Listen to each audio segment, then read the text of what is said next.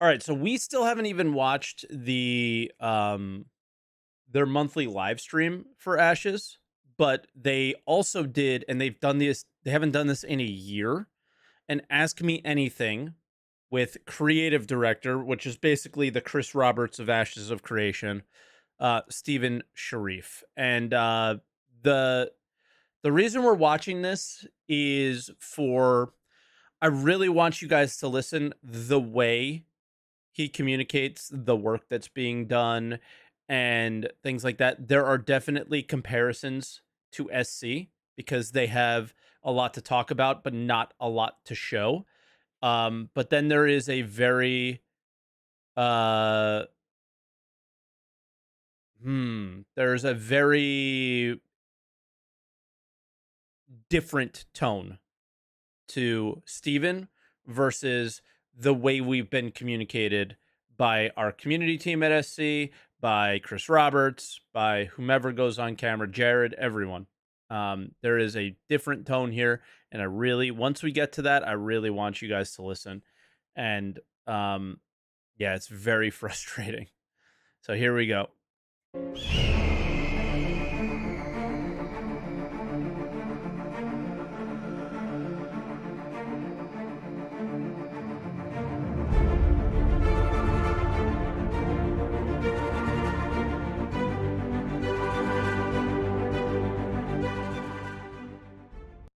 Hello, everyone, and welcome to another stream that we are bringing to you today. I'm super excited.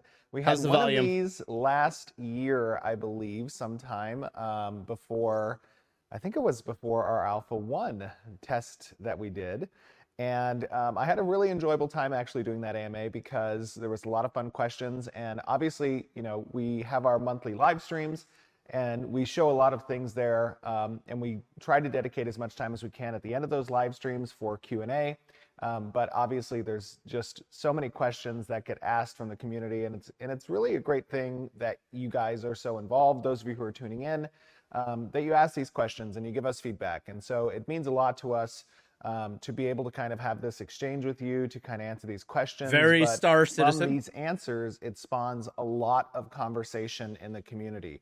Across the forums, across We love Reddit, the feedback. and it's really great for our team to kind of go in and take a look, and our team does go in quite often and look at the Reddits, look at the forums, This is read his the threads house, and the as far as I responses, the understand. experiences that all of you have had across different games. And obviously a lot of these ideas, a lot of these systems are very familiar to many of you out there. And, we don't have to reinvent the wheel to make a really good MMORPG. And a lot of our concepts come from the games that we've played in the past. And we've kind of brought them together, as many of you know, in one. This is the start of other things. Like, this is the start of the different communication. We're not trying to do anything new. We're not trying to reinvent the wheel. We're just trying to make a fun game. Single game that is Ashes of Creation. So, really excited to kind of go through this. We've obviously, as many of you are aware, we had a thread on our Reddit. Because when you try to do crazy things, what do you end up with? You end up with currently an entire year of the 3.17 patch. Great job. Loving it. Love it. Reddit. And for those of you who went and posted questions there, you had an opportunity to upvote the questions that you thought were most pressing or that you wanted to get answers for.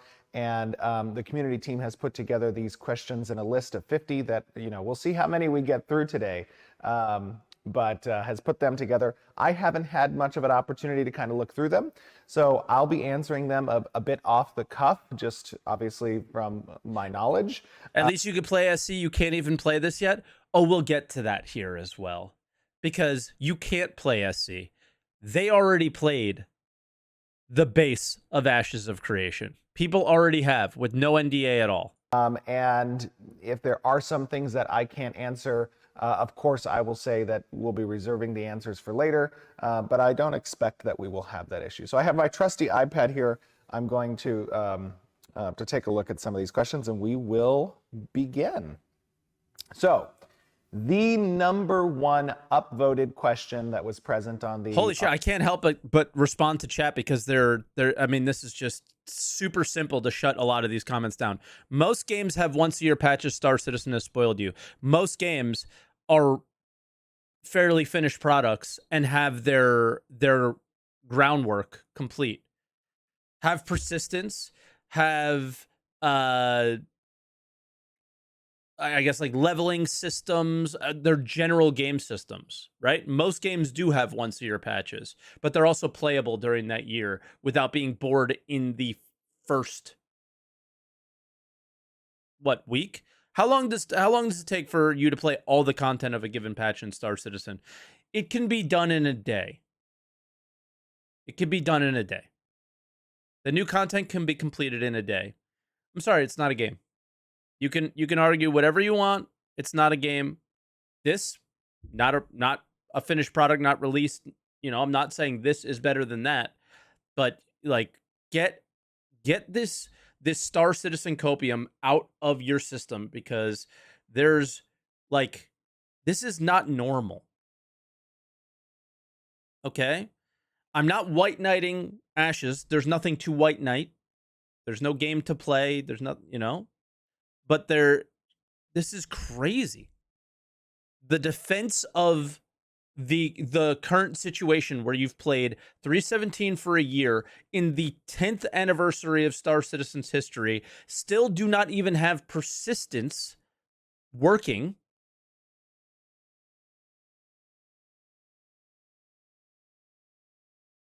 Like, wake up.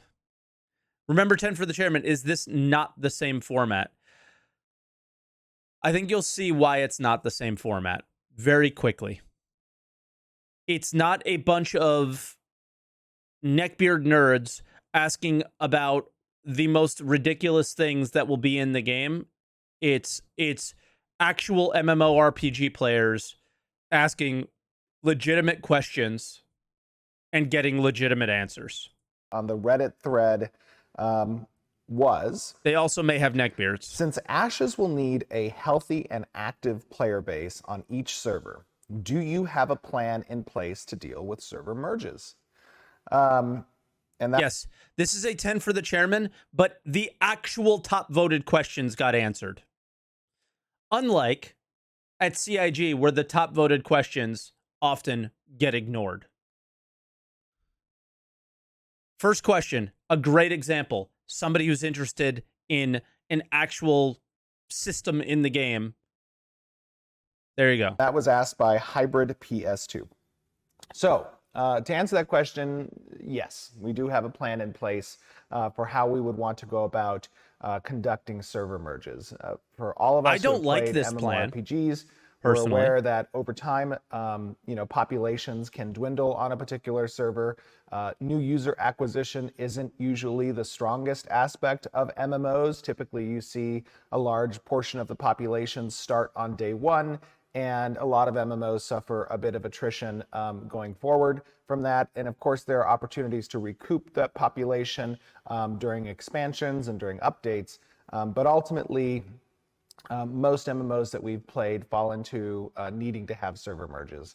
Now, that can become a little bit complicated, especially when you're dealing with things like property ownership and owning homes and... Yeah, so he's definitely going the route of players being able to place homes in the world. And I played a game, surprise, surprise, called Ultima Online, where the houses that you placed were, that was very important in the game. And what ended up happening is when servers died, because they couldn't replace your house, they never merged a server, ever. They may have done it since I quit, but it was a 17-year history of straight up dead servers. And there was one busy server left when I quit. And none were merged into each other. So, player housing is going to be a big thing, and they are thinking about it. So that's good. Having mayors and castles, all of those things contribute to kind of a complication in how server merges are conducted.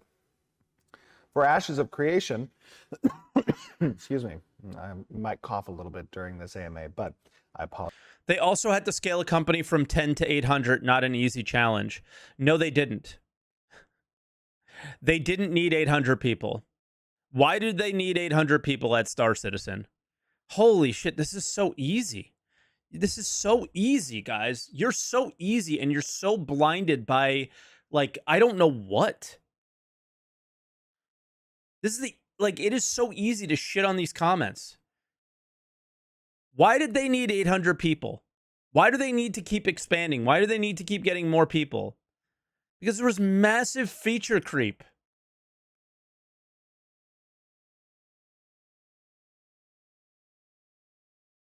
There's massive feature creep. They decided to make 5 different games.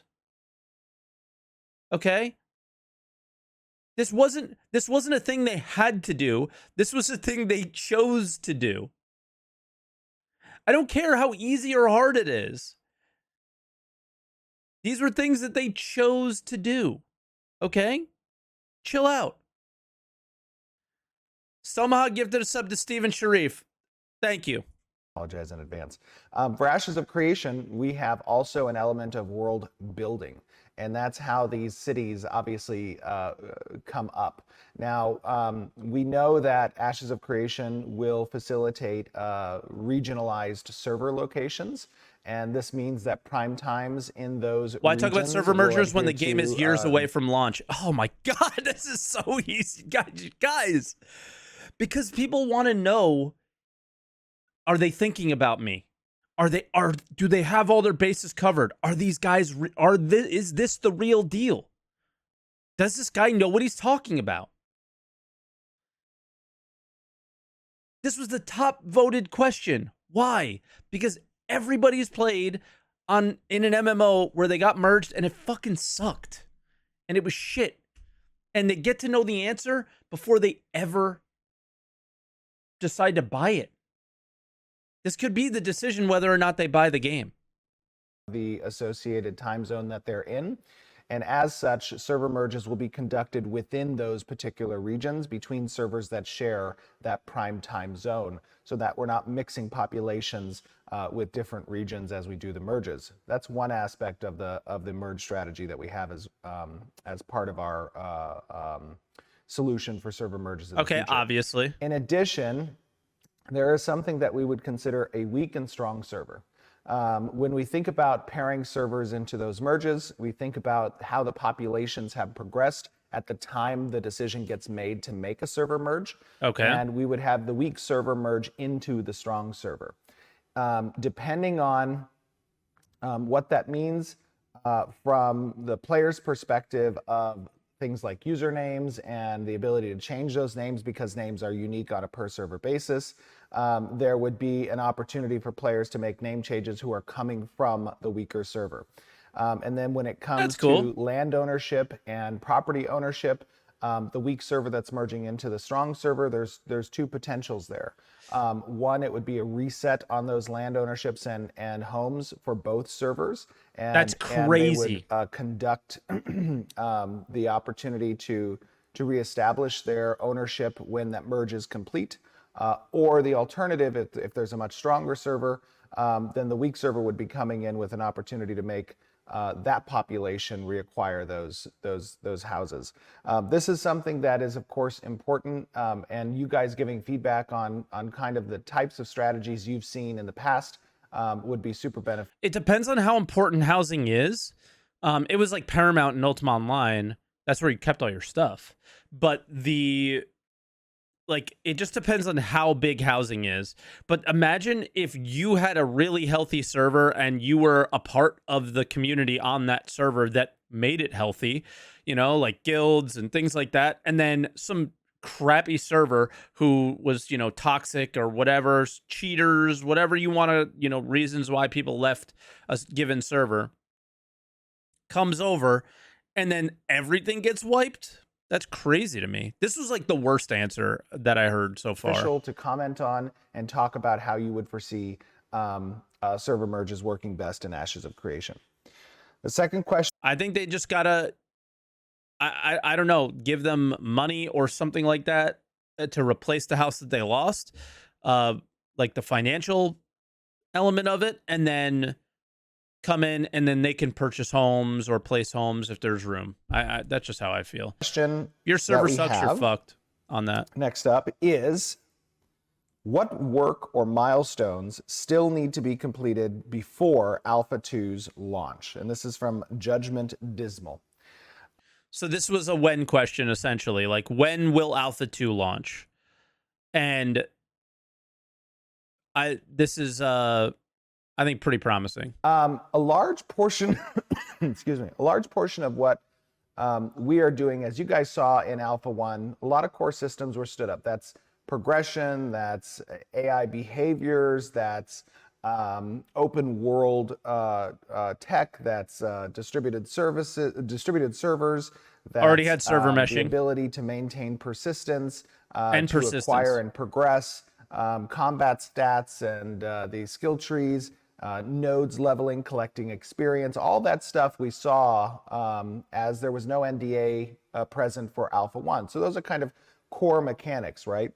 And when we Alpha 1 was getting all the core mechanics in the game. think about how Alpha 2 kind of steps up further, a lot of that is putting in content for those core mechanics, adding additional classes, which of course come with different types of feature requirements on an ability system basis, adding content to the quest systems, including events, adding aspects of the naval systems, the professions and gathering and artisanships. You know, a lot of that is what is being worked on currently towards Alpha 2's end. And of course, each time we have a monthly live stream, we show you guys progress in some of those systems, a large portion of which was our combat revamp, which of course has taken a lot of player feedback as we go into iteration phases for that stuff. But when we talk about, you know, what is outstanding work, milestones that are required for Alpha 2, much of it is content, because Ashes of Content. What is that? You guys don't even know what that is. Creation intends to be a very rich content game. We've always talked in the past about how we combine the elements of both a theme park and a sandbox element to create spaceships decisions aren't that content. matter, to open doors that have actual content behind them, as opposed to putting that kind of responsibility on player-driven mechanics that a lot of sandbox type games have utilized in the past. So much of it, Like, oh my god, he just fucking gets it. Did you see the air quotes? Did you see the immersion, the fidelity, the emergent gameplay air quote? Did you see it? Emergent. it is content related. Number 3. So the number 3 voted question: how many abilities will be made or are planned to be made for each archetype? And this is from Sanic Explosion. Well, What I want to know is what first it abilities depends are on- planned for each type of player. He just answered your archetype. question. Some archetypes about will to. have some more active abilities available or some less active abilities available than others. It also depends on combination of passives as well, and how that interchanges with the active. In before somebody says in the comments, well, Star Citizen is just a way more complicated game. The scale, the this, the that. Great. Skill sets and the None of acquisition that of matters. those skill points and distribution It of those skill doesn't points. matter. It doesn't matter if it doesn't turn into a game. It doesn't matter if there's no ability to play it because it's so complicated. It takes fucking 20 years to make. Games are supposed to be fun. Games are supposed to be played, not talked about, imagined, and like the game's development is its content. It's ridiculous. points. That's important. But when we think about, on average, what is each archetype going to have from an ability standpoint, it's roughly going to be about 35 to 40. Right? And of course, that doesn't mean that a player will have the opportunity to spec into all of those abilities. You're going to have a limited selection of skill points available in order to spec out your class. And that's going to be important because it provides not only agency to the player to kind of make those types of decisions, but it gives a diverse, excuse me, it gives a subset diversity within that archetype where decisions kind of choose specialization paths within the skill tree for that particular archetype. I'm not And sure we how talked like. Here's one of the things that I think Ashes did that is preventing it from coming out in a somewhat reasonable time, and I think why Alpha 2 is taking so long is like this system in particular. It sounds like there is, you have like your base choice, and then you have a number of choices after, once you hit basically halfway through max level, you choose um like a different ability or a couple of abilities throughout the process, something like that. And it sounds impossible to balance. So that's like the one knock on this game is that it doesn't sound like it's going to be very easy to balance, but then they also touch on how it might be later. about how, So we this don't is want to have more like what a kind of lot this of us have stuff for experienced in me. other MMORPGs, obsolete or not utilized abilities, right? So we kind of keep that selection relatively limited. Next question, number 4 question. I'm not sure if it's a good thing that it's number 4 or number 1. No, I'm just kidding. But this is a simple question. How are you, Stephen? I'm doing great. I'm doing very good. We've had an awesome Literally year dying on this year, camera, but yeah, and we he's have doing all some right. still fun activities and streams that are planned in October, November, and December. And I'm looking forward a lot to. I think this is our 5th year doing Extra Life, which is going to be next month. That's always a fun time. But more importantly, I think, what keeps my heart warm over these years, having, building games is difficult. Building an MMORPG is probably the most difficult type of game that you can build. No, Steven. And Steven. It's a quadruple A game. That is the most difficult game to build. A universe sim. Have you ever tried to make a universe sim? Whew. our MMORPG is a particularly ambitious one. So there's a lot of work that goes into it. And, watching the team work hard at creating something that they want to bring to make you guys proud, to make me proud, to make each other proud. It takes a toll. It is a difficult job making games, and with that being said, we built an amazing team at Intrepid, and it feels very much like a family. So getting up each day and going into the office and working with the colleagues at Intrepid is a delight. And it's something. I mean, dude, this has got to be every like super hardcore MMORPG player's dream, is to basically become a billionaire or whatever, however much money he has, and make your own. Thing that I've thoroughly enjoyed over these years, and also being able to interface with you guys in the community who are fellow It's sick. MMORPG lovers and enthusiasts, who have confidence and faith in us to deliver a product that is going to answer the call that many of you have. What did he That say? is a very exciting prospect, and it keeps me very motivated. So that's always great. We already answered the call in 2016. I guess I'll touch on this a point real quick.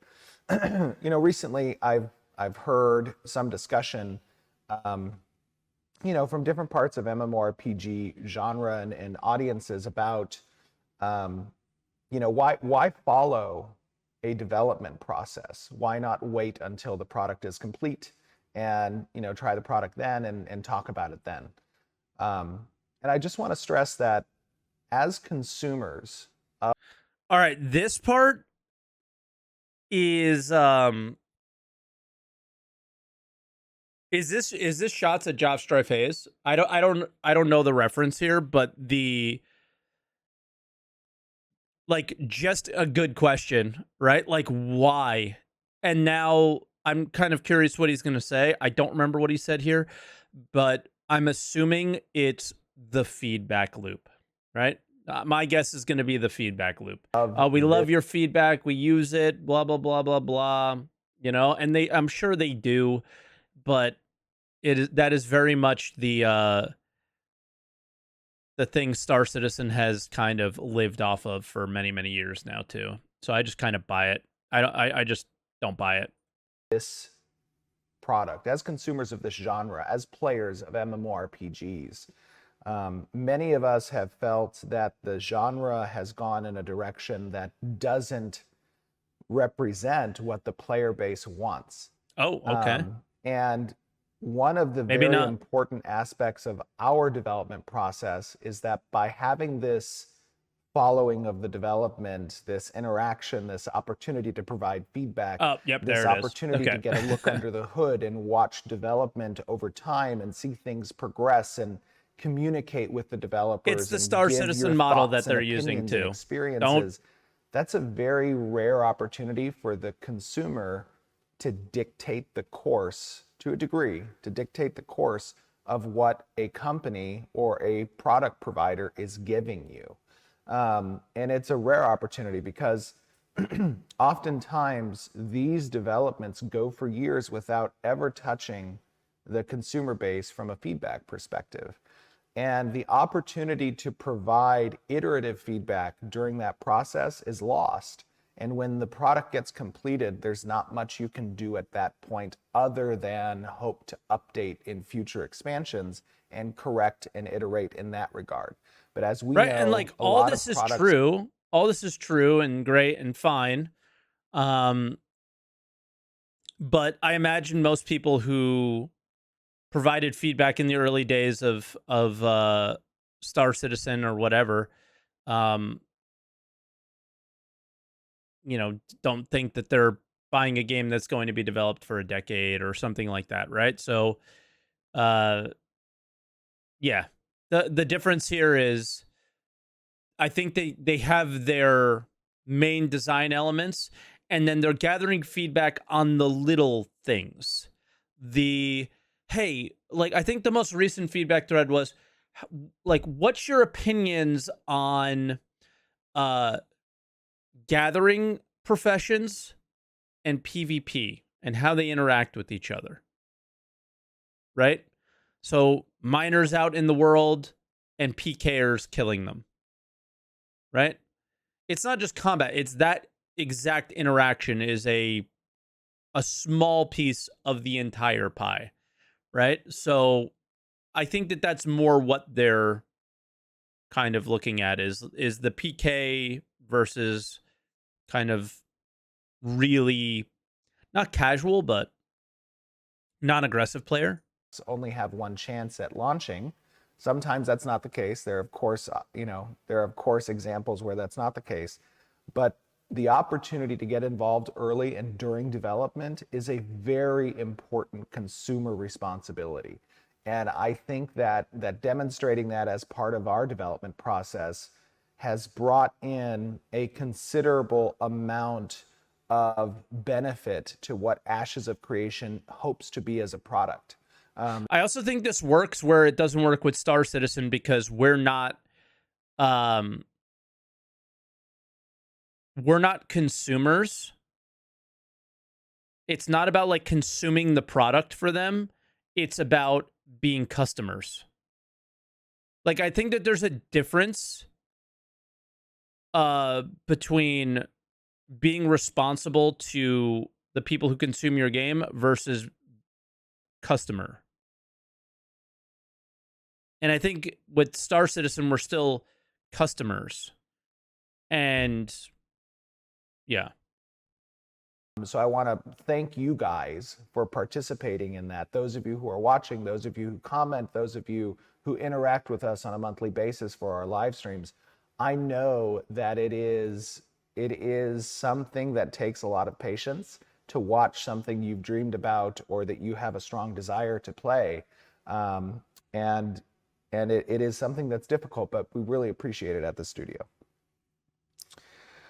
All right, number 5. Question. If you need player feedback to design a good game, you're probably not a very good game designer.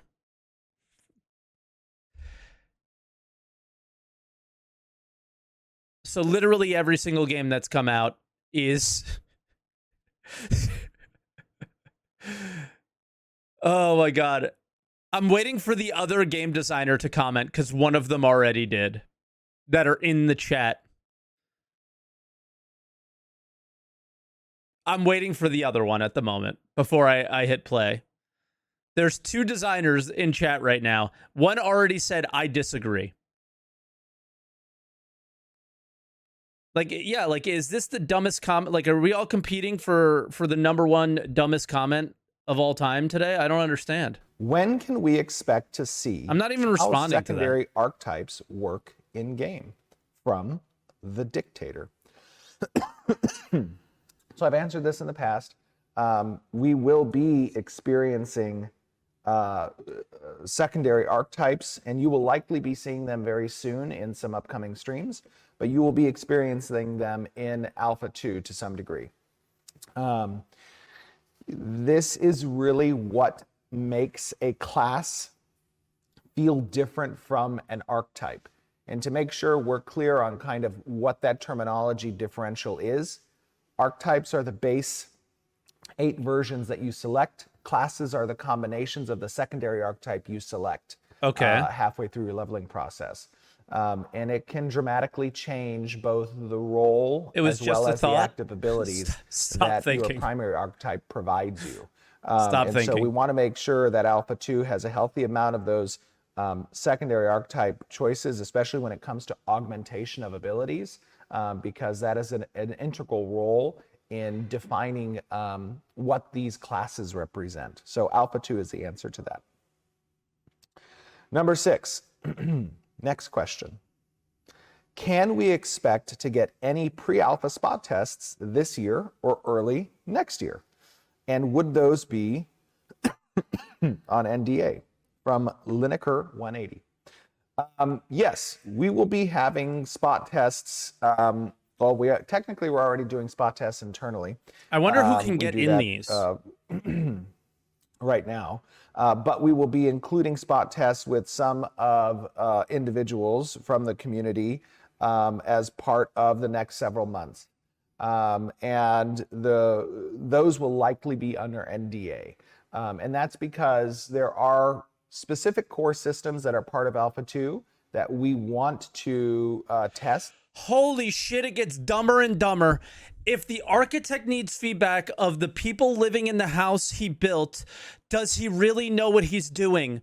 I really hope you're not an architect, because every architect thing starts out with a brief with the fucking client. You absolute imbecile. These will be very short geared tests, likely. What sort of materials do you like? Holy shit!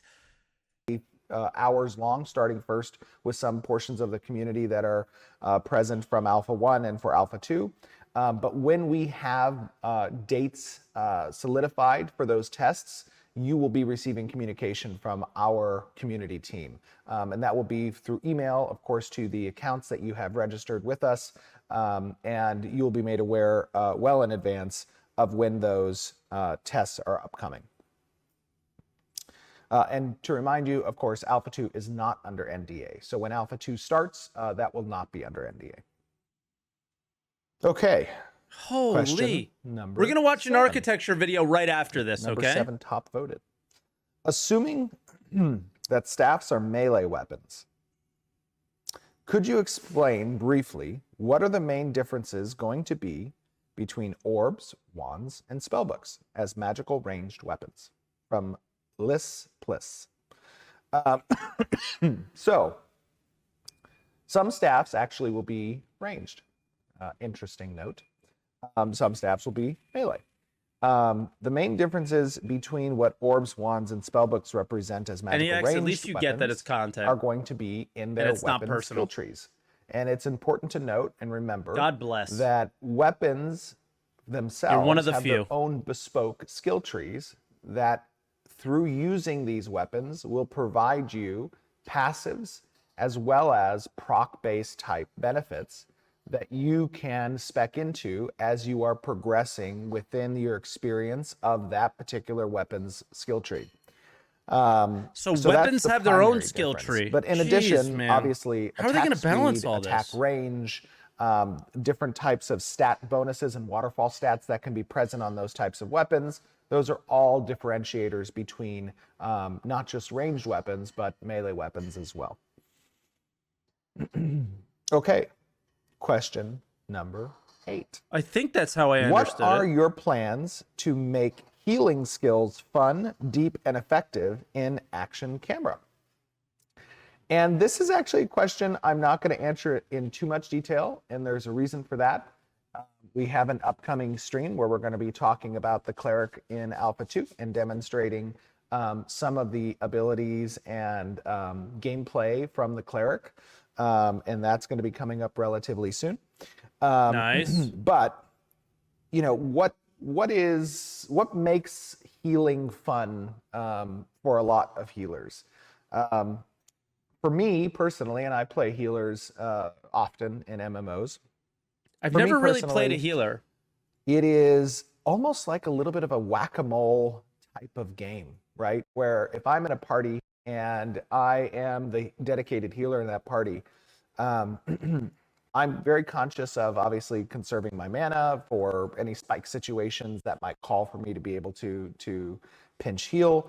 But I'm also kind of swapping and making sure that my rotations are timed appropriately, spinning and plates, that right? I'm only utilizing Spin skills this from plate. a Oh, this minimal one's getting mana slow. Spin this perspective one. that I need to, and I'm clicking across different members of the parties to kind of heal them as they need it, right? So a little bit of a whack-a-mole gameplay. When you're thinking about how to incorporate action as part of that, right? You have certain types of skills that you can use that are able to heal others, but are more skill-based, such as aiming that skill in a line type template, or proximity-based, ensuring that I myself am near other members of my party and that they're aware of my location and I'm aware of their location in order to confer the benefit of that healing effect because it's proximity-based. Also, formation-based type effects. Formation. For example, there's a really cool skill that we just began working on for the tank, where you have a vector required for players to be behind that tank that mitigates damage incoming from a different direction. So there's directional based type situations that That's kind require of cool. location of players in your party to be cognizant of those locations. I think all of those things lend to I like a playing compelling tanks. and engaging type of combat situation, where if players are heavily with this game, I feel like synchronized I'm gonna in their make gameplay, a lot it of feels really characters. good. And getting off those types of abilities in maximum efficacy is the highlight of different types of combats for people, right? Being able to achieve those things. So proximity-based, template-based, the ability to do more skill-based type abilities is one of the ways that we make the healing type class and abilities more It's fun. hard to watch these because it sounds so good. He's going to touch on this. This is the reason we're watching this video is not necessarily the in-depth Ashes of Creation stuff. Today, I care about this stuff. I think some of you guys care about this stuff. But What do you? Okay, now question number 9. there's a question number 9. real I important apologize again question for coughing here. so much. Question number 9. What do you envision as the primary leveling systems for Ashes? From Kato Ricks. You cannot ask this, like right here, just right away. You cannot ask this question to a Star Citizen developer. You can't even ask this question to Chris Roberts. Because it would be maybe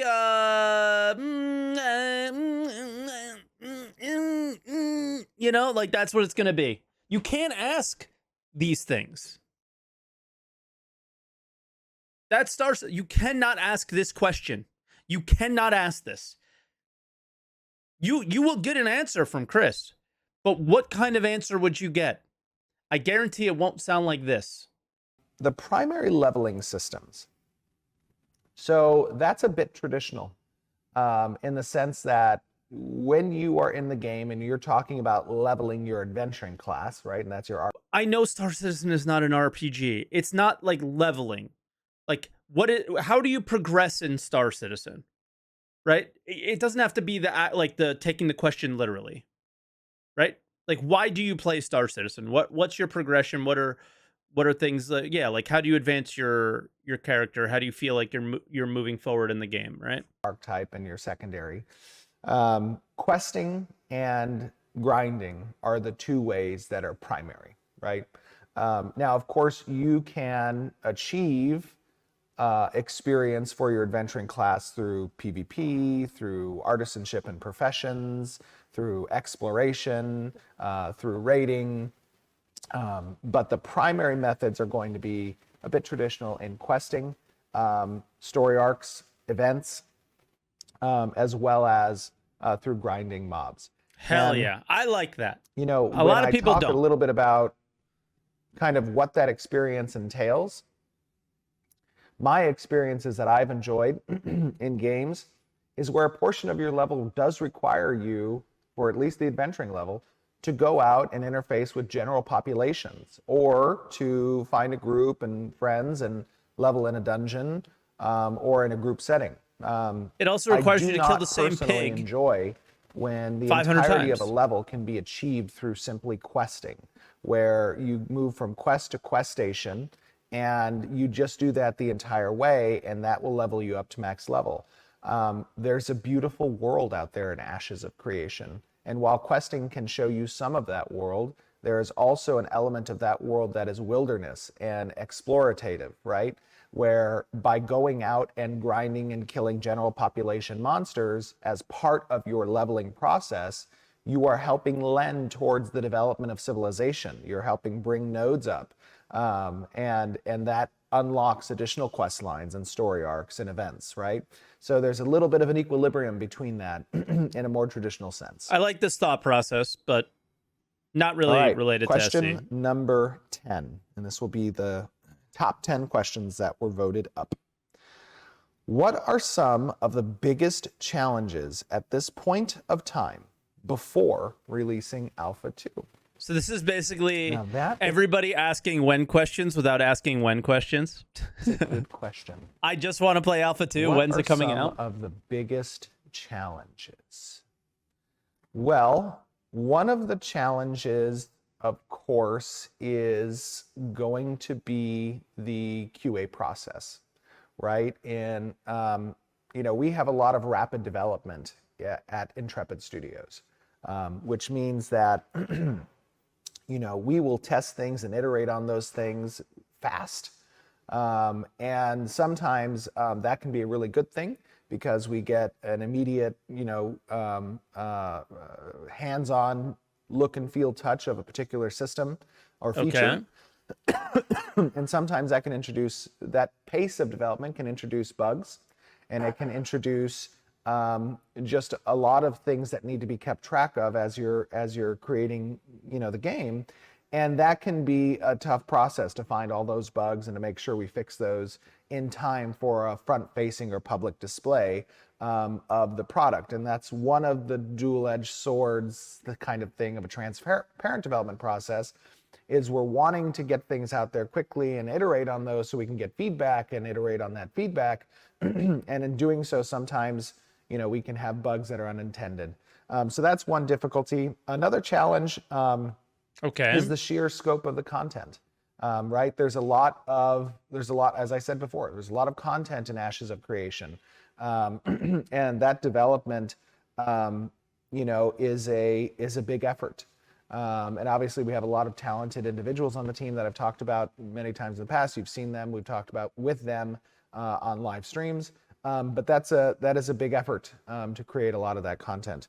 I would say one other element from probably a technical perspective when we think about big challenges is we have lofty goals when it comes to player density.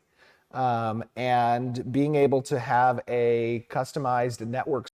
This is my biggest fear right here. Is Alpha 1 proved some really powerful things with their network tech or whatever the fuck they're doing, and then they went ahead and upped the fidelity of everything, upped the graphics, it appears. And I'm curious if they can live up to the Alpha 1 expectations or exceed them. Solution that handles the type of player density we want to achieve. And you guys saw in Alpha 1, as we gave you a preview of that tech and that network capability through the sieges that we've done. And if you haven't seen them before, you can go on to our YouTube and you can take a look at some of the Alpha 1 sieges that we had. And it performed well. It performed very good.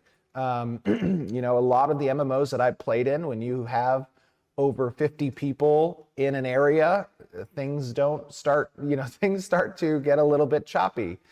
New World, anyone? I believe in Alpha 1, we had a test with almost 300 people. And I might be off on these numbers a little bit. Maybe it was higher than that. But we had a test with about 300 people, and it was smooth. I mean, it was smooth. There wasn't, you know, aside from perhaps some people in their machines and rendering, right, on the network side, it was pretty smooth. The server's FPS was good, and there wasn't rubber banding. You know, of course, we had bugs. The server's FPS was good. That's where they started. They started with that. Like, is that not just like an instant, like, how refreshing? And that would come up, but during those sieges, it was a pretty good performance. But it's always a challenge because you're creating a game in an open world, and so there's not restriction on player movement, right? Anybody can move across the world, and they can move into particular areas. And of course, we have network contingencies for how we handle when the server starts to go above what our intended density benchmark is, that we want to test both as part of Alpha 2 and moving forward. But being able to achieve that high player density is an integral component of what the system's design for Ashes of Creation is. In a castle siege setting, in a caravan setting, in naval battles, and in node sieges, all of those can lend themselves towards having a large portion of player density within a particular area. So that's always a challenge as well. Am I literally paying this man to say these things, or did you manifest him into existence? The MMORPG game dev studios manifested this man into existence. The way game studios treat their customers manifested this man into existence. Like, people, and that's why people are putting him on this like insane pedestal, is because he made a bunch of money and basically is sticking his middle finger up to everybody who has turned their games into just straight money pits that all trickle down into their bank account, right? It's that. He is doing a submodel when nobody said a submodel could work anymore, yet they already have millions of people who purchase the game willing to play a submodel, you know?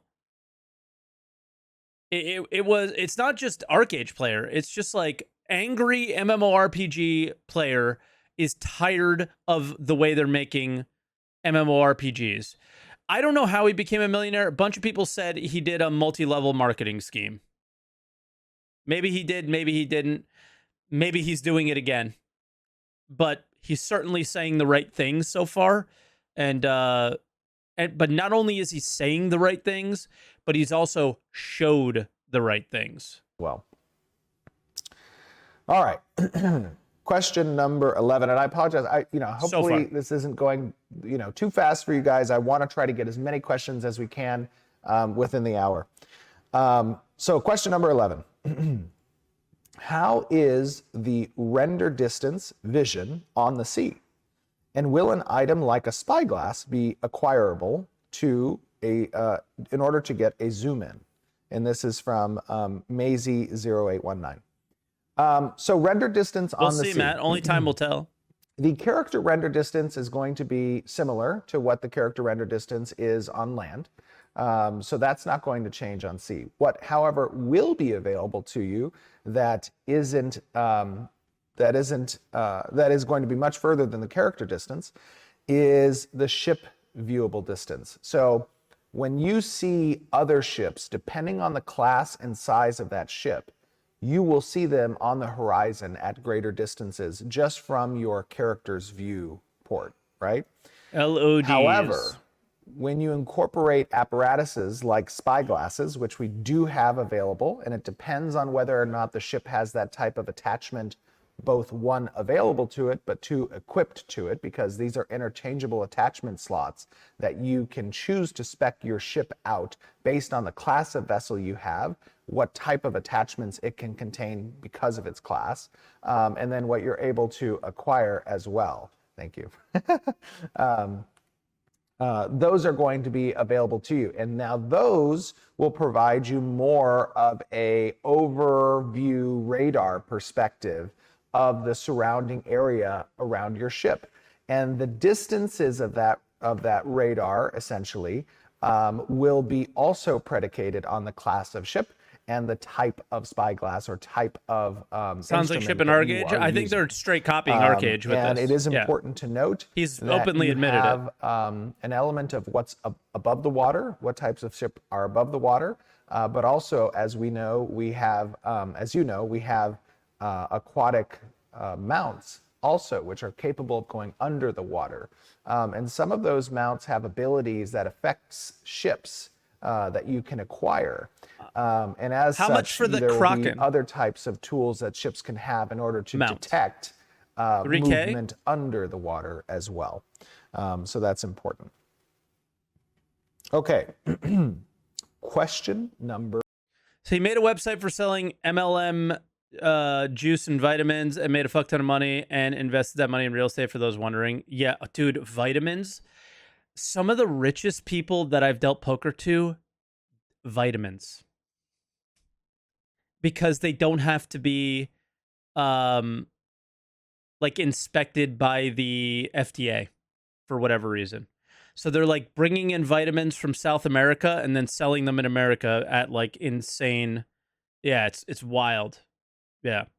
12. Can we get a concrete list of professions and which artisan classes they belong to? Dude, he is says a good them question. all. He says them all, and I And the am answer is all yes. about it. We can get that. Actually, let's do it. So for me, this is probably like where I'm going to spend a lot of my time, at least off stream when I'm playing this game. And he goes through all of the artisan classes and professions. Pretty cool. Live. It's I mostly can just like your access classic and tell stuff, you though. what those are here. So, I'm sure the artisan team is likely like, oh my God, we're doing it live. We're doing it live. Okay, so we have 3 types of branches that exist within the artisanship system, as you know. We have gathering, we have processing, and we have crafting. Okay. And each of those, as you guys know, have different realms of applicability. Gathering, of course, is out in the wild. It's Can I do them all? predicated on having the available tools. Those tools come from vendors, and you need to have supporting node structures in place around the world at certain levels in order to acquire certain tool sets that will allow you access to higher tier gatherables out in the wild. In the gathering profession, we have mining. Yes. We have lumberjacking. Very logging. nice. We have herbalism. Very We have classic. fishing. Fishing. And we Very have nice. hunting. Hunting. So those are the gathering professions. In the processing, we have metalworking, stone masonry, Okay. weaving, Very nice. tanning, Mm-hmm. lumber milling, Yep. farming, Yes. animal husbandry, Mhm. alchemy, Yep. and cooking. Very nice. And in the crafting, we have weaponsmithing, carpentry, Mm-hmm. arcane engineering, armor smithing, Okay. leather working, Like it. tailoring, jewel cutting, and scribing. A scribe. All So, normal stuff. is that the first time we've released? I think that's the first time. Oh, okay. You could All say right. similar to like So, most there you go. MMOs. There is a concrete list of professions. That was basically every profession Excuse me. in Ultima Online too. It's Of all the professions in the same. game. Classic stuff. And many of those will be available in Alpha 2 as well. Many of those will be And available in actually, Alpha 2. as a point, as a note,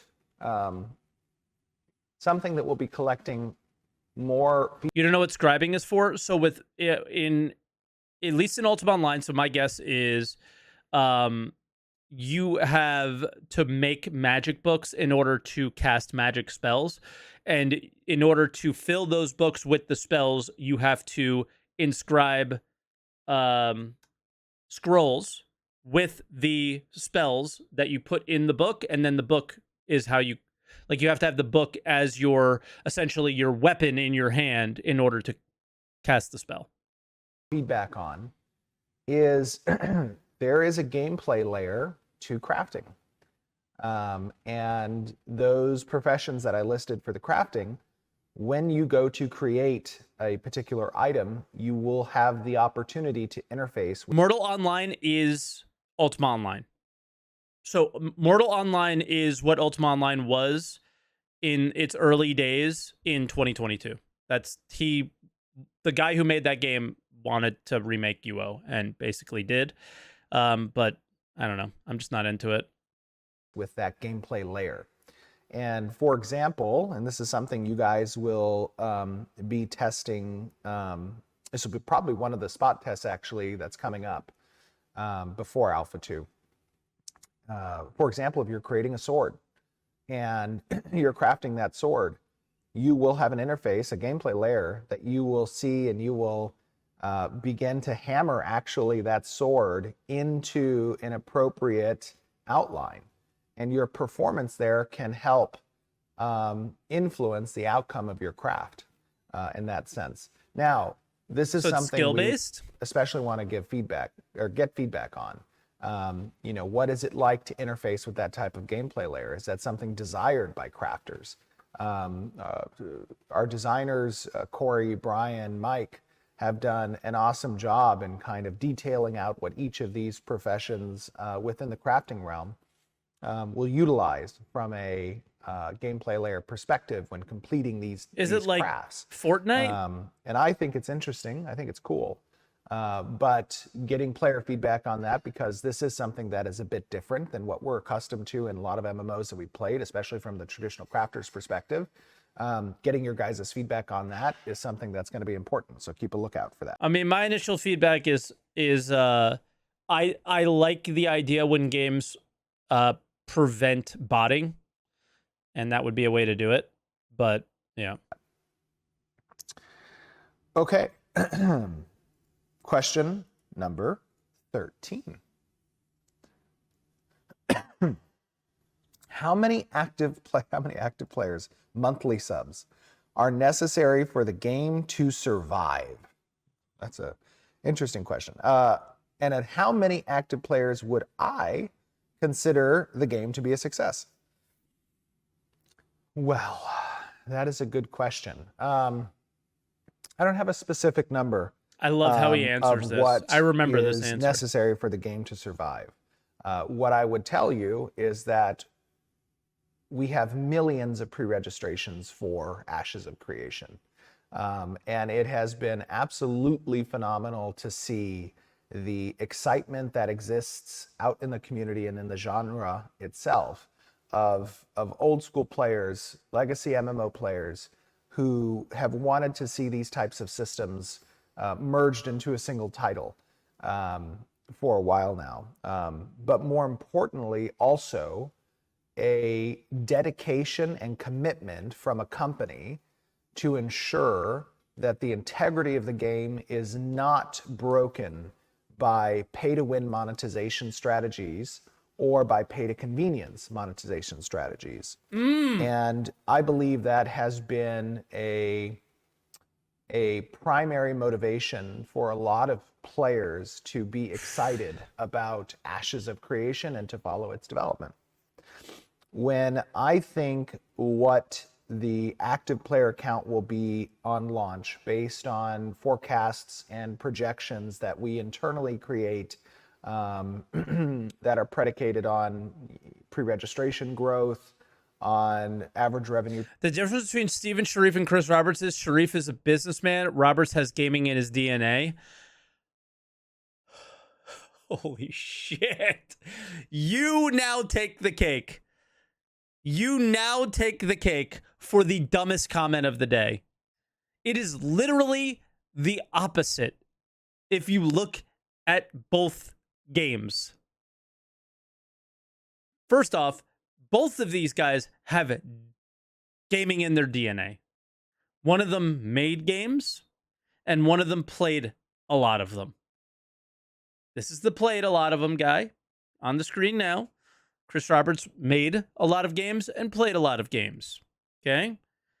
It's not fair to put anybody in a box as just one thing. This guy has made businesses. Chris Roberts has done the same. Okay? The difference here is put his own money in. Put his money where his mouth is. Put his money where his mouth is. If millions of people, millions, not just a million, millions of people were willing to spend, what is it, $15 a month? The last time, it was a few months ago, he said he spent about 30 million of his own money so far on this. 30 to 45. It's literally paid for in the first month. Ashes. Per paying user that we've acquired so far, and those of you who have Where'd the wanted to Roberts pre-order the family put game, their money other than in their bank account? You know, I believe that Come on, we bro. will launch with 1 million plus concurrent users. That is my expectation at almost a minimum. And to qualify that. Sorry, Mike, for overlooking what game Sharif has already produced. Everyone made their first game at some point. I don't know why we're using that as a marker for whether or not this would be a success, rather than the systems that he is putting in the game. Like, I'm sorry, the whole Chris Roberts coded this and this thing. Congratulations. All right. I'm so happy that Chris Roberts coded something in Star Citizen. But in reality, Chris isn't making the game either. Everybody else is. Like, I don't know where the logic here is for any of you guys. I know, listen, am I high on the copium of Steven and this game? To some extent, absolutely. Because I've been fucking wronged once already. This guy is saying the opposite. Right? So now I'm ready to get wronged again in a different way. That projection. He's literally not saying the same thing. And neither is he doing the same thing. This game already has everything that we need to make Star Citizen fun. Already in Alpha 1. And is now just slapping an MMORPG on top of it, using systems from other games that already existed, not reinventing the wheel. When we think about the types of titles that exist within the MMORPG genre, we can observe what is this almost window of opportunity to present a next generation title that is utilizing a next generation engine like Unreal Engine 5, that has the visual fidelities I think a lot that of we us are are jaded showcasing as part of our monthly live stream. You know, and if you're jaded, just wait for the game to come out, see if it's good, and then play it. It's got the whole like buying into alpha access thing here, not cool. either, but and you guys can see just the wait. quality of the artistic development that our team has, and that espouses the types of design systems and philosophies that Ashes of Creation espouses, right? And when we think about watching at least just this year's development updates and the execution behind many of those systems, when we talk about the character creator and we talk about weather and systems and we talk about combat reiteration that we've done, and still what's to come this year, I think many of you will agree that that execution has been pretty good. And let's just From take what the I've character seen, creator, for this year's been example. mostly It's been a visual goal of updates, ours but yeah. since 2017, since we first launched the Kickstarter. We verbalized our desire to have a next generation MMORPG character creator, something that lives up to a particular standard from other games that we've seen, like BDO has an amazing character creator. And that was talk, that was goals, and it's great to kind of verbalize what those things that we want to achieve are.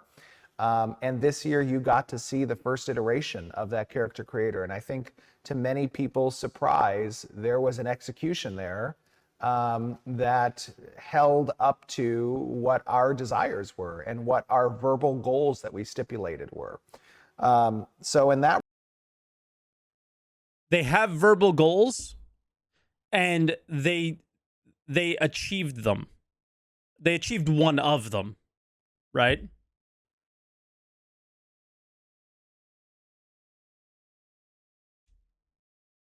There's a lot of this at SC and not a lot of this.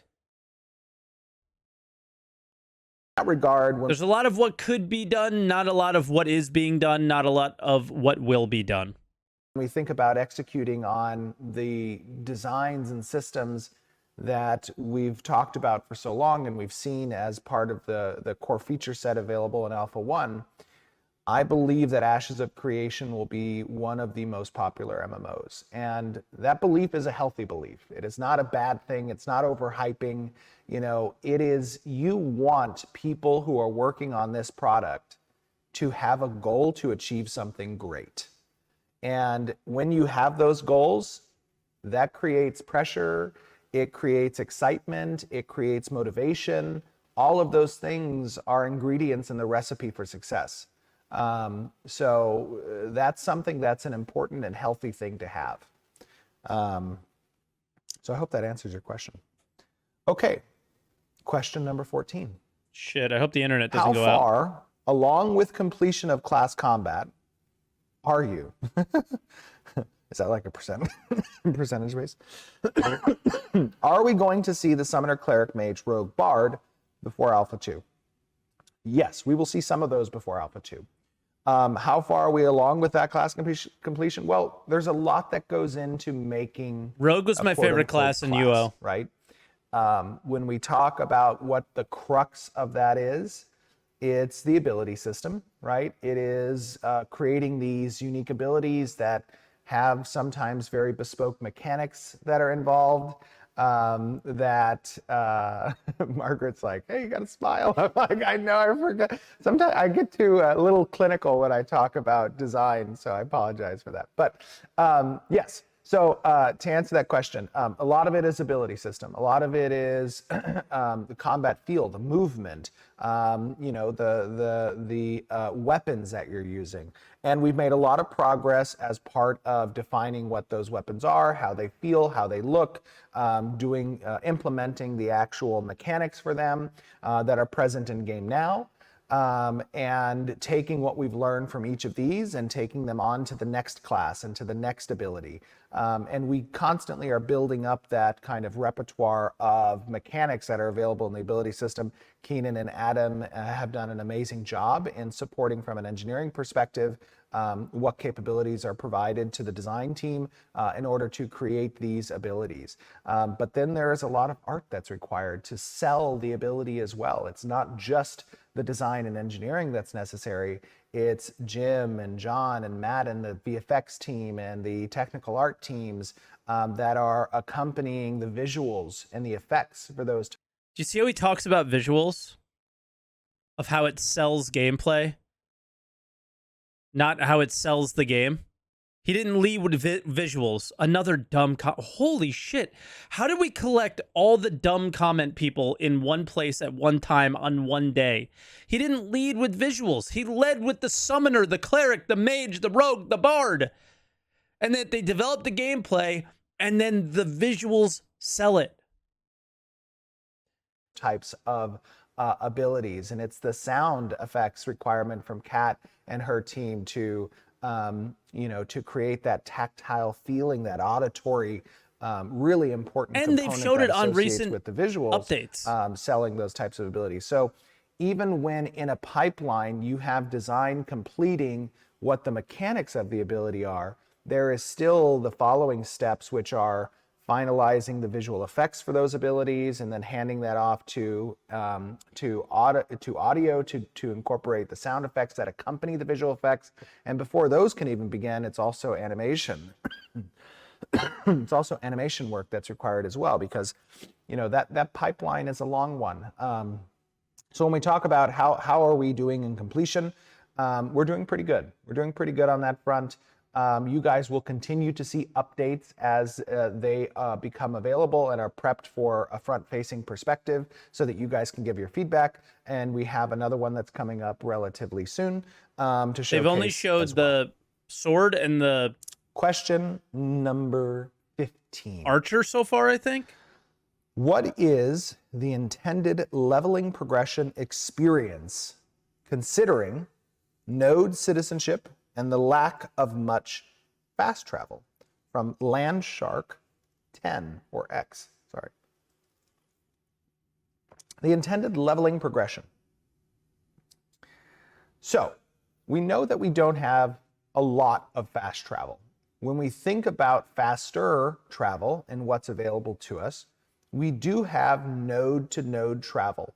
And that starts out as land travel. So essentially, you can visit a building within a node, and you can pay a fee, and you can take a faster travel route across roads that we know that Vera has an ancient roadway system that was present prior to the fall, and that's utilized as part of these nodes when they pop up. They create connection points to these arteries, these road arteries essentially within the world. And the very basic building that you'll have access to starting at a Node Village stage of 3 is to jump on one of your land mounts if you have a land mount, pay a fee, and take a faster route to a nearby node.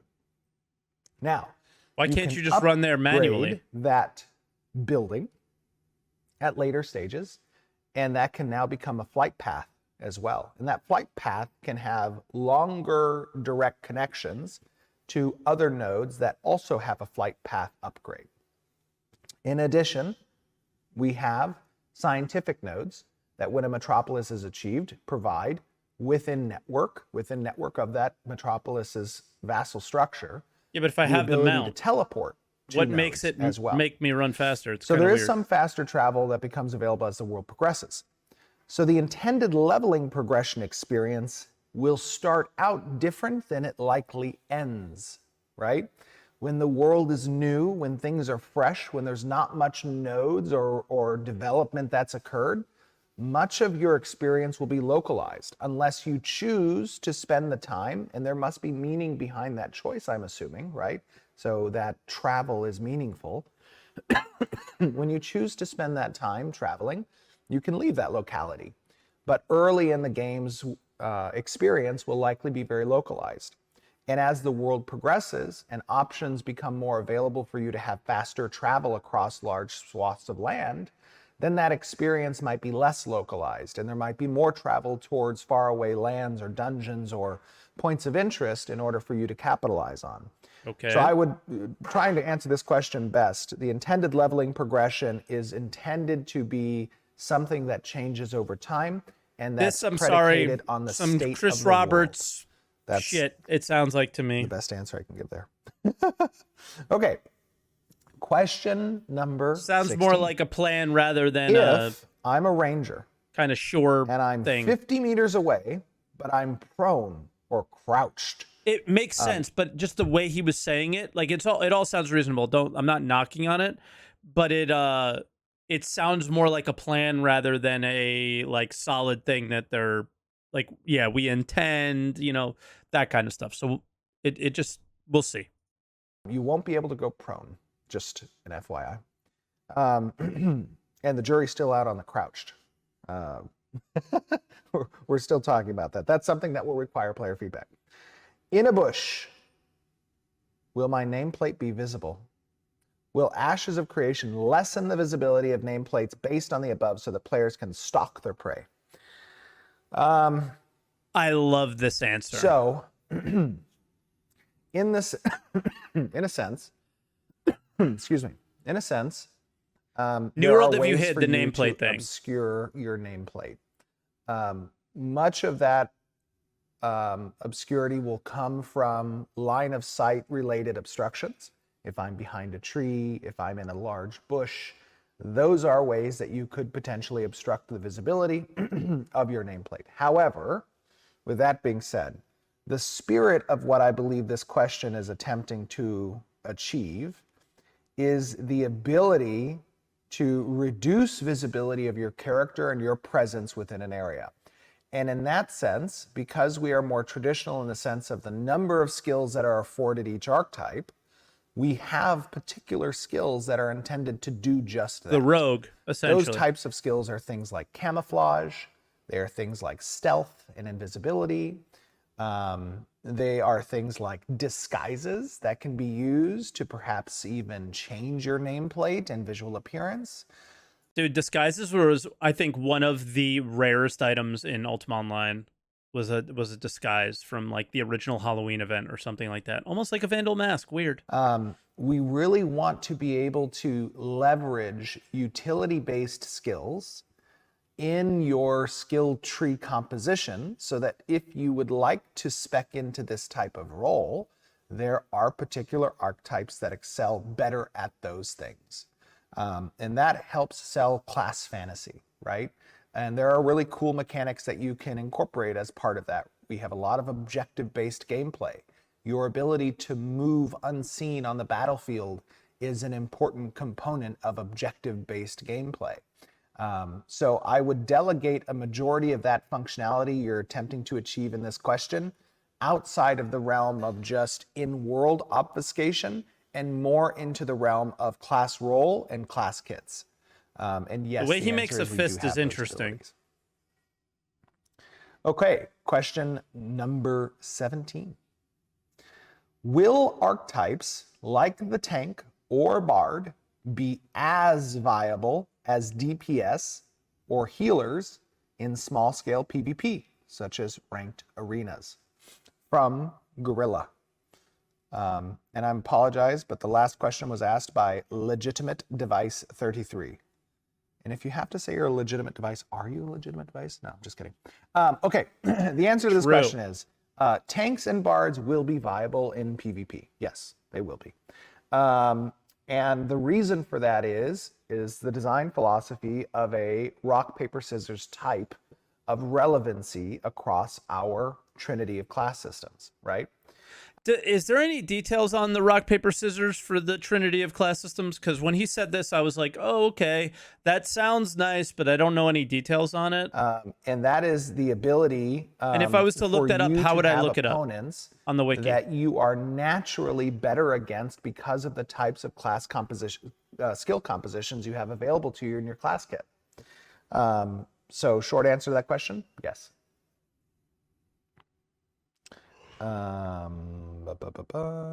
Question number 18. If a node gets destroyed in a siege or due to atrophy, this was weird. Will it leave behind any evidence? Physical ruins, NPC dialogues in other towns? And this is from Yawanosi, or Yawanok. Sorry. When a node gets destroyed, there actually is a period of I mean, it's time not in weird. which the More node I think about it. exists in a ruined state. And during that ruined state, the node proper, which is the footprint of the node, and this is something new that we changed a while ago, but I don't think we've ever discussed yet. That footprint of the node, the actual grounds of the node itself, the city, becomes ruins with treasures inside of it. And those treasures are essentially derived from certain things that the node accomplished, either through the relic system or trophy. So there was a thing in Ultima Online. I always go back to Ultima Online, but anytime you stop paying your for your house, then there was a 30-day counter. So not when you stop paying for your house, like when you stop paying for the game because it was a sub fee, there was a 30-day counter from that point, from your first missed payment, and your house would begin to decay. So it would instantly, on the 1 month after you stop paying, the decay timer would start, and 30 days from that moment, the house would fall, and everything inside the house would fall on the ground. And I think essentially that's what he's doing here. This isn't some new thing. It would just be like when the node's health goes down to 0, it would poof, switch to a ruin state of that node, and then would drop all the stuff inside. Or goods that and then you fight over that. Brought there into the warehouse, or can come from certain types of service buildings. And those ruins exist for a number of days equal to the node level. But and they would only last for the number of minutes. It's doing a few things. One, it is an open PvP ground. Anyone who chooses to enter the city proper ruins can try to find treasures in that area, right? And it takes time to kind of dig up the treasures. It takes tools to dig them up. This is something you're opting into doing. And during that time, other players might be in the area as well, and they might choose to take advantage of the fact that you're there and kill you and take those things, or you can take their things and kill them, but it's an opt-in zone. The second thing it's providing is an opportunity for the nearby nodes that perhaps were prevented from advancing in level due to that previous Is it full loot? Node having been there. They have an opportunity to kind of progress before that node pops up again as a crossroads or as an encampment. That's another thing that it's providing. And so to answer the question shortly, there is evidence that's left behind in those physical ruins. What I mean by full loot is that the items that you find there need to be fully lootable, not like your armor. Okay, question number 19. Sorry, I know that's confusing. It is so funny because Margaret and I were talking yesterday, and we were saying there's a list of 50 questions. I wonder how many we'll get through in an hour. And we said we'd probably get through 20, and we're on question 19. Okay, question number 19. When a node develops into a city, if I am logged in 24/7 and I'm staring at the node, what is it doing? To answer that question, when a node has a level up event, it tells the server, tells one of the managers on our server, and it says, hey, I've reached the requirement necessary to level. Okay. And when that message, that notify goes up, the manager then says, awesome, we're going to spawn some system-driven caravans at a nearby starting portal, and we're going to send that caravan off to the node, and that caravan's not destructible, can't be destroyed. It's just a visual appearance, right? And you have a bit of fanfare with new supplies coming. You see NPCs that are starting to construct, hammer on the buildings. They have supplies that spawn around different areas of the node. And if you're just staring at it, what will happen? If you're outside of the node, you will see an event occur where the node pops into existence, essentially. There'll be some animations and visual effects that are associated with it, and you will see the new facade of the city appear. If you're within the city, you will be teleported to a safe location, likely a respawn area that's near the city, and you'll be able to watch as the caravan approaches the city. It advances in stage. Okay. I see that there's a question of what is a world manager. A world manager is a technical term to define a server process that kind of lives alongside the game server. And when the game server needs to do things that it's communicating with other game servers within the grid, it tells that manager, and that manager sends it down to the appropriate server. So that's Interesting. Sounds very much like the replication layer, essentially what a world manager is. I think. Okay. One of the things in the server I think this meshing might be our last question. architecture. Question number 20. Should I choose 20 or should I choose a good one? 20 might be a good one. In order, yeah, that's true.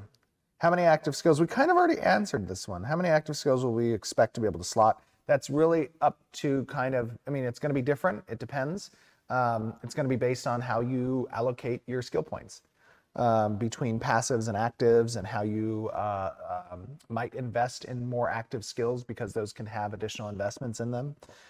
So it just kind of depends. The rough shot there is going to be around probably 15 to 20-ish. Jesus. I would say is where it's going to land. 15 to Let 20. me see if I will ask one more question. I'm just going to do Nair Bear, they had full persistence in Alpha 1 a year ago.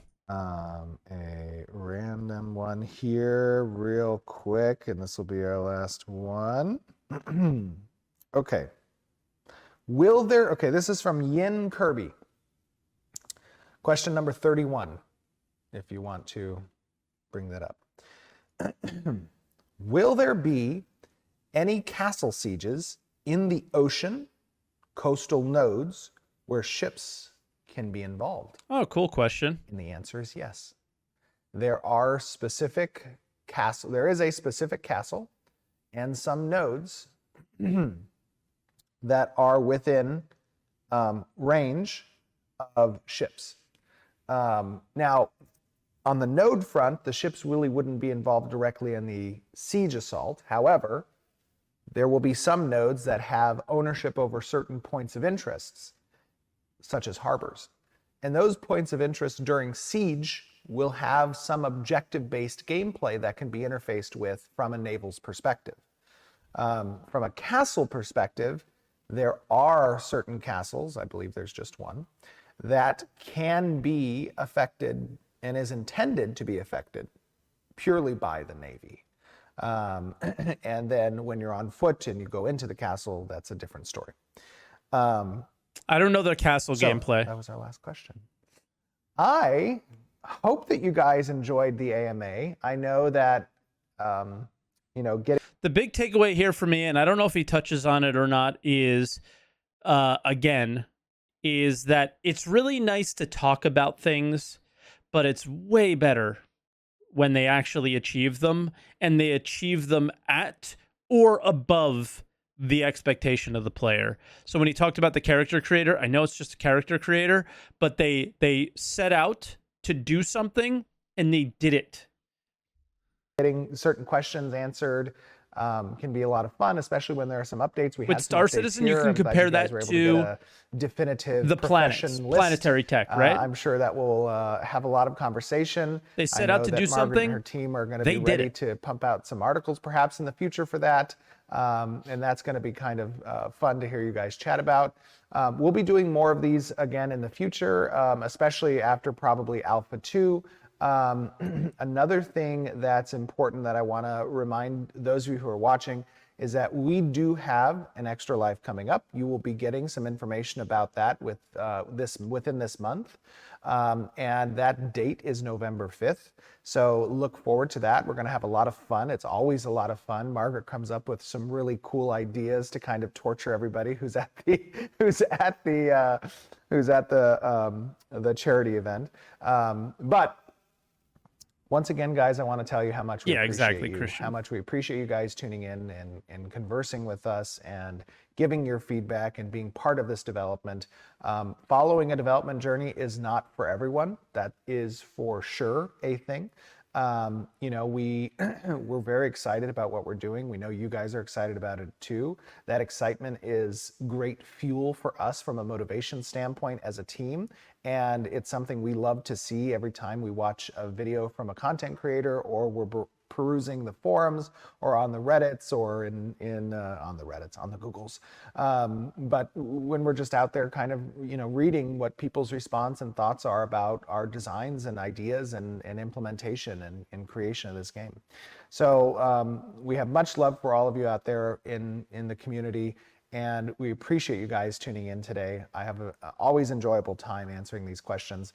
And I'll try to jump on Discord perhaps after this, later tonight or this weekend, and chat with you guys a little bit more about some of these questions that we didn't have an opportunity to get to. So if you're not on our Discord, make sure you jump in there. The Ashes discussion channel is always filled with other knowledgeable community members who can help answer any questions that perhaps didn't get to How many today. planets will Ashes With that being said, Ashes have? thank you all for tuning in. I thoroughly enjoyed 100, it. I heard. I hope you guys have an awesome weekend, and I will see you all on our next stream at the end of this month.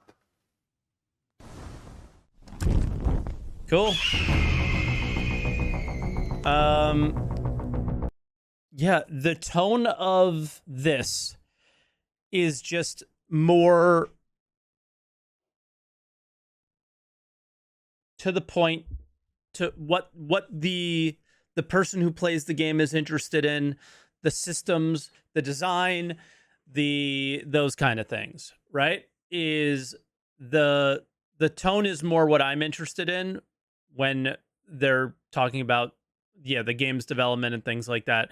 Yes, their development or their updates are very development focused still, but they are more talking about the development of the game systems and not the imagination of the game systems and what they may be. And I have the difference between Star Citizen for me and Ashes of Creation is I kind of look at Ashes of Creation and go, okay, standard MMO. I already know that I enjoy those kind of games.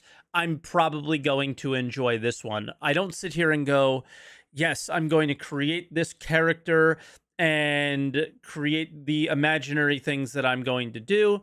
I just go with Ashes. I'm going to pay the subscription fee. I'm going to create a character, and I will probably play one of a few classes, maybe a couple characters out of a few classes, play the game with my friends and do dungeons and things like that.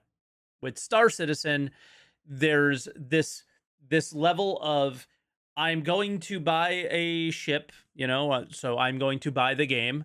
And then there's this like layer of air that is filled with all the imaginary things that you think you're going to do and not understand of what's capable and what's not. And then there's the reality of what you're going to do above that. And I think that's the difference between the way they communicate things is Star Citizen purposefully leaves things out to continue to sell the product that is in all intents and purposes right now not sellable, right? The current Star Citizen experience could not be considered shippable at any point. So yeah. D Kaisar says, do you plan on paying for Alpha 2 $250?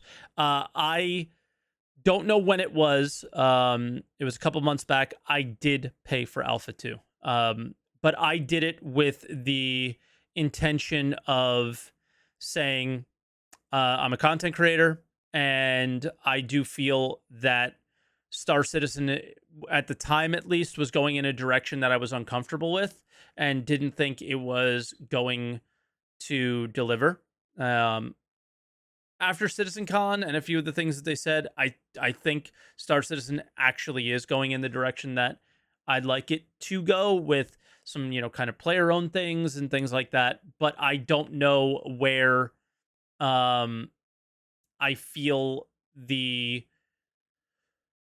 game will be, because we don't quite understand what Star Citizen will be, because they purposely leave it vague. Where Ashes of Creation sold me on, these are our systems, this is what we intend to do, and every update you see is us adding another brick by brick to get there. Star Citizen, it's hard to see that. So I was a little more confident in Ashes and decided to jump into the deep end. I almost bought into Alpha 1, but didn't have the confidence and wasn't willing to do the research at the time, because I was kind of assuming that Star Citizen was going to keep adding those bricks as well, and they haven't. So that's where I am with that. And I I don't have the level of buy-in for Ashes of Creation that I had for Star Citizen in my early stages of a Star Citizen fan, then content creator, or anything like that. It's just, I'm just following along and looking forward to Alpha 2. Hopefully it works out. You know, that's all. But I definitely like the way that they're communicating to me. It's just really interesting and fun to essentially do the comparison of the way Steven speaks versus the way anyone at Star Citizen speaks. It is very interesting, and I love making those comparisons, because the more I make those comparisons, the more I feel like I've been sort of uh abused by Star Citizen, to be perfectly honest.